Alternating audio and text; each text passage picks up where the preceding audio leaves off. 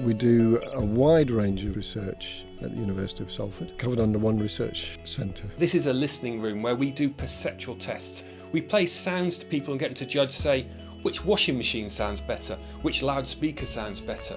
Because when you do work in acoustics, it's not just about trying to get the physics right, the engineering right. In the end, you have to understand what goes on between the ears, what's happening in people's heads. We have physicists and engineers in our group who are looking at physics of noise generation and propagation, audio acoustics, industrial acoustics, the list goes on.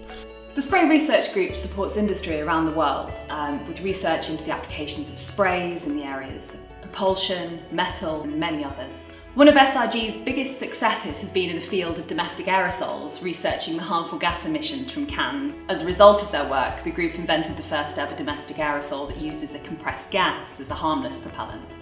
The group has access to state-of-the-art research facilities in its petroleum and simulation laboratories and has research students with understanding of engineering principles and mechanism of operations. Through this, the group is achieving cost-effective breakthroughs in research and innovation. I work on a lot of different research fields, but they're essentially all related to computing and communication. Quantum technologies are technologies which exploit quantum mechanical effects for technological advantage.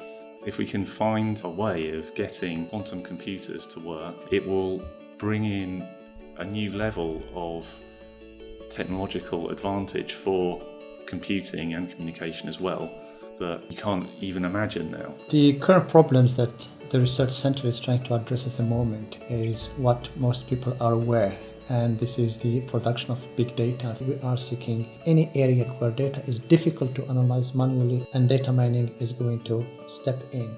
One of the most important things we are looking at is how we can get a human-robot interaction in the factory, and how can we use as well soft robotics technologies to allow the collaboration between human and robots. We are looking more and more robots moving from factories to our schools, homes, hospitals. I'm Dr. Heather Yates and I run the CVD research group. CVD stands for Chemical Vapor Deposition, and it's a technique for growing very, very thin layers of material on things like glass, steel or plastic. All of our research projects involve industrial collaboration, and we deliberately set ourselves up to interface with industry.